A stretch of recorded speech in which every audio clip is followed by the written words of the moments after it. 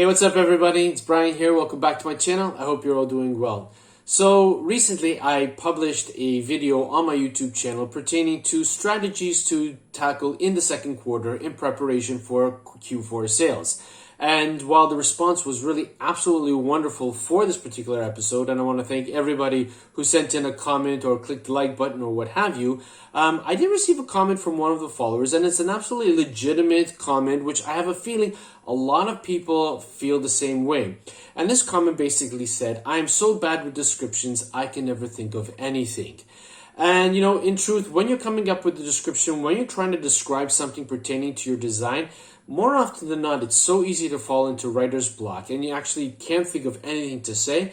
And you either leave the description empty, or you basically just put something inconsequential just to say that you have something in the description. And this is definitely not the way to go, because understandably, leaving your description empty is actually going to be hurting your listing and potentially making sales. So in today's episode, I'm going to show you the formula that I use to create my own descriptions for my listings. And hopefully you can actually take that formula, utilize it if you want to, or tweak it in any way that you like in order to come up with your effective descriptions to get your listings in front of more eyeballs and hopefully make more sales. So if you're excited about that, there's only one thing to say.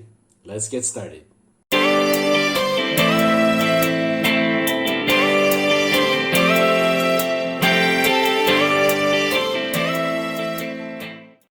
Now, before we start with today's episode, the fact that you're here means you're interested in all things pertaining to print on demand. And for that, I want to thank you for taking the time out of your busy day to watch this episode.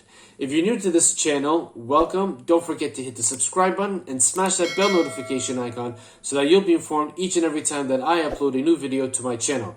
I upload new videos every Wednesday and Saturday, and the scope of this channel is to help you take your business to the next level and hopefully make more sales. So with that said, let's head over to my computer. We're going to take a look at a few examples of listings totally at random, which have different types of descriptions. We're going to take a look at what works or what doesn't, and then I'm going to show you the formula that I use for my own respective listings in my own shop. So you definitely want to stick to the end of this episode to check that out. Let's go.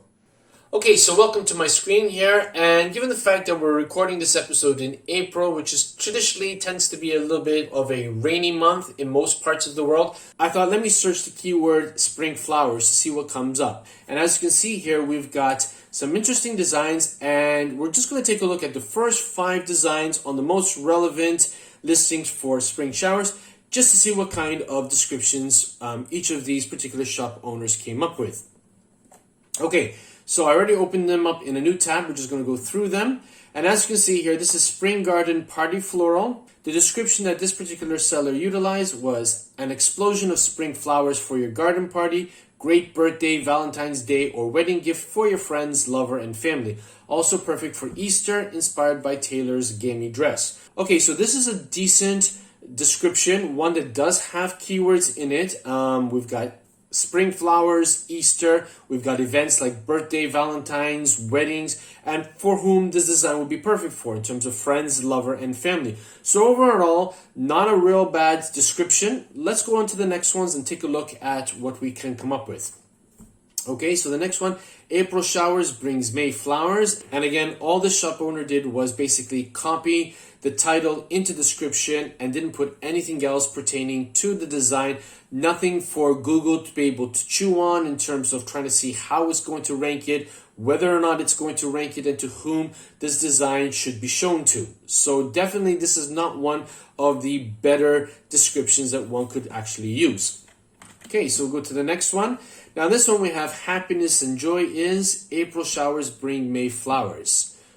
Again, not the best of descriptions because for one, as many of you know, the total number of characters that Redbubble allows for in a description is 256 characters. And this particular description is by no means utilizing all 256 characters that could contain, potential keywords, potential upsells for a customer to consider when he or she finds this design, if they were to find it. Because unfortunately, given the type of description that we see over here, the chances of this listing being found is not that great.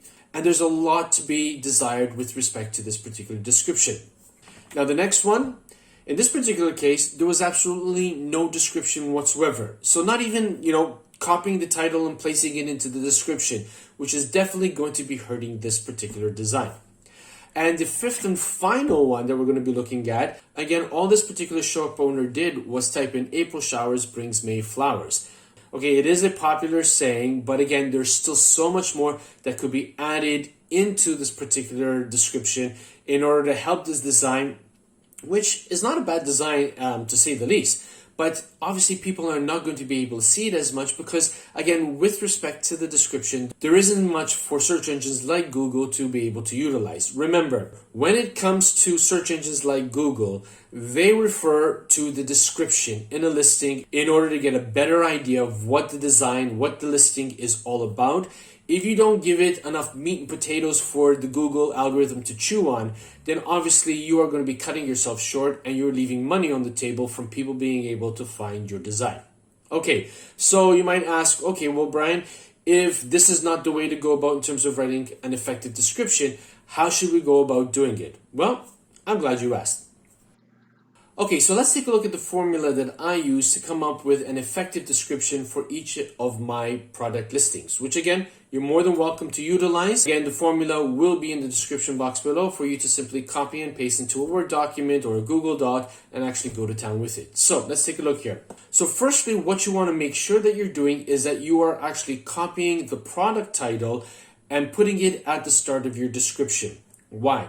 Because when you have the title copied into the beginning part of your description and then utilizing your title as a keyword tag, so when you have those important keywords in all three sections of your Redbubble listing, that's going to be gold. That's going to be power for your listing from the point of the Redbubble algorithm, from the point of the Google algorithm, or any other search engine that is going to be indexing your design and putting it up for people to be able to see when they are actually searching for the keywords that you are utilizing in your title. So you definitely always want to make sure that your product title, the bulk part, the most important aspect of the title, falls at the beginning of your description.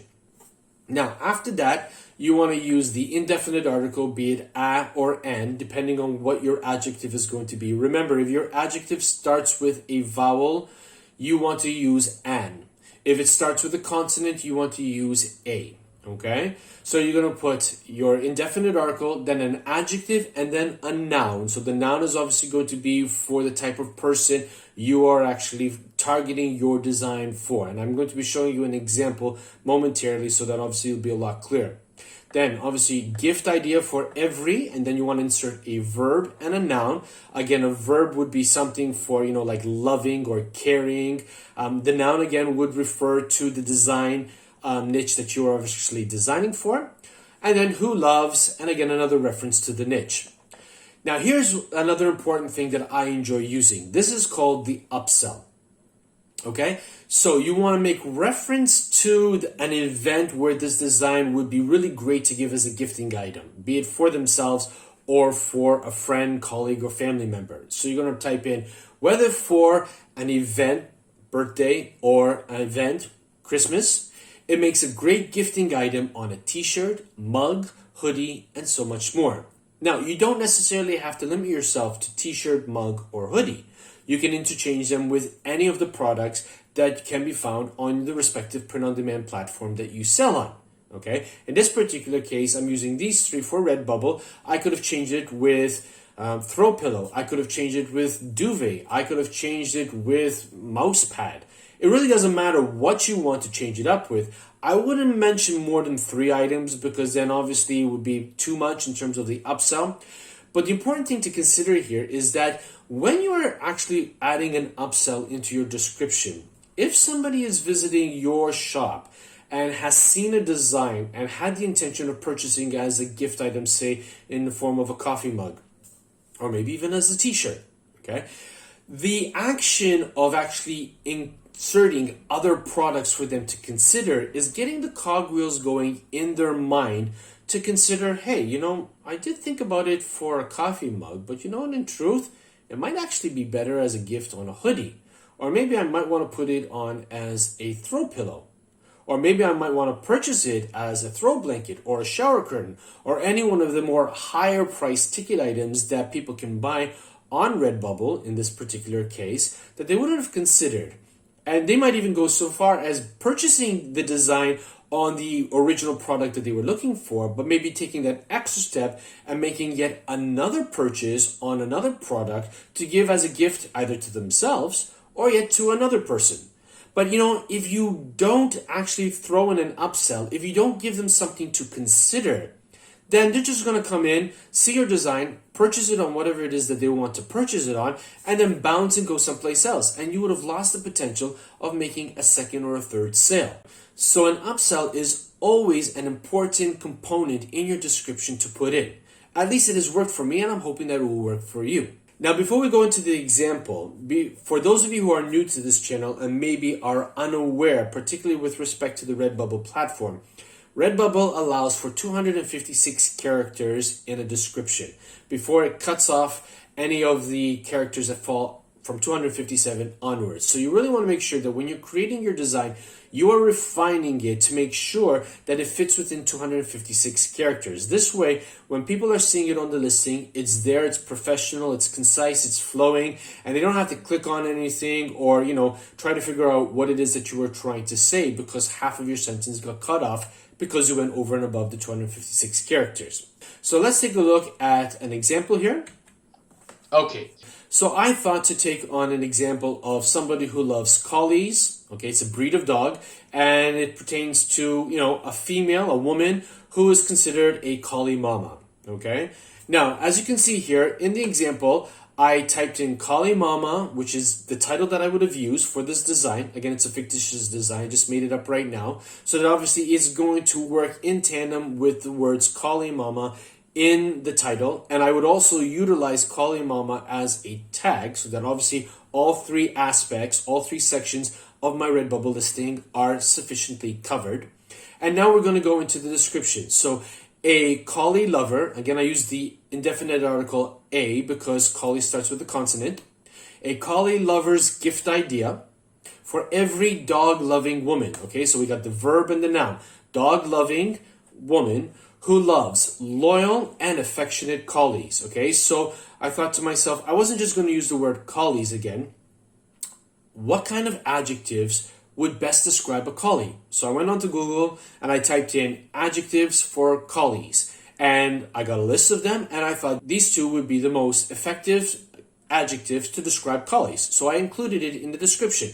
And there are also really good keywords that go along with collies. Now, here's the upsell. Whether for a birthday, Christmas, or as a gift in general. More often than not, a lot of people type in birthday or Christmas or Mother's Day or Father's Day, which is fine. Those are really good holidays to mention. And if you want to, go right ahead. But wouldn't it be great to plant that thought pattern in a potential customer's mind that, hey, this could be given as a gift in general. It doesn't have to be Christmas. It doesn't have to be a person's birthday. Maybe somebody did something really nice for them and they want to give them a gift. Well, maybe this particular design could be that general gift that they could buy to give. So you always want to make sure that you're planning scenarios in a potential customer's mind for them to consider when they're looking at your design listings. It makes a great gifting item on a t-shirt, mug, hoodie, and so much more. And again, I could have changed up t-shirt to throw pillow. I could have changed mug to dad hat or baseball cap. I could have changed hoodie to jigsaw puzzle. I could have changed them to any of the products listed or rather available on the Redbubble platform. And again, this will be effectively up to you depending on the style of the design that you're uploading, on which products you feel that your design will really look great on and that would really do well as a gift. So you just want to give it a little bit of thought and consider how you can actually utilize this description to be tweaked to your design so that you are not leaving your description on your Redbubble listing empty or just with the title or grammatically incorrect. I want to invite you to use this formula. I want to invite you to utilize this particular description, go to town with it, put it into any and all of your designs descriptions so that you will actually stand a better chance of being found in search engines like Google and obviously, hopefully, get in front of more eyeballs and make more sales. So there you have it, everybody. In truth, it's really not that difficult to come up with an effective description, one that's filled with keywords that is actually going to help your listing to rank not only in Redbubble, but even on search engines like Google, because there's so much free traffic that can come from Google. You don't want to leave that aspect of your listing bare, because effectively you'll be leaving money on the table. So if you found value in today's episode, hey, don't forget to smash that like button, and hey, why not even consider sharing it with somebody else so that they will be able to learn from this episode too as well. But for today, that's all I've got. And as always, be safe, be well, be creative. Bye for now. Hey, if you enjoyed this video and you want to find out more ways that you can take your print-on-demand business to the next level, why don't you check out one of these 2 episodes I have over here. And don't forget to subscribe. Catch you in the next episode. Bye for now.